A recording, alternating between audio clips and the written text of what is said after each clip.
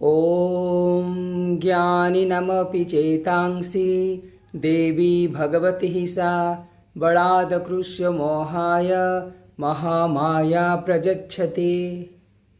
समस्त को प्रणाम।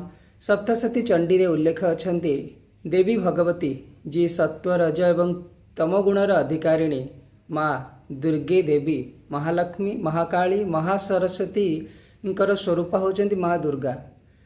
तो यही देवी भगवती स्वयं ज्ञानी मानकर चित्त को मध्य बलपूर्वक आकर्षित करी मोहरे पकाते। तेणुक जदि ब्रह्मचर्य रक्षा करवा जीवन में श्रृंखला आनिबा एवं मन को भगवान का पादरे रखा चेष्टा करुचे ताहले स्वाधिष्ठान चक्र रे निश्चिंत माँ दुर्गांकर ध्यान करवा आवश्यक। आमर जो 7टी चक्र ता भितर स्वाधिष्ठान चक्र रे महालक्ष्मी महाकाली महासरस्वती स्वरूपा माँ दुर्गा को यही मंत्र रे ध्यान कले निश्चिंत जीवन में श्रृंखला आसीबो।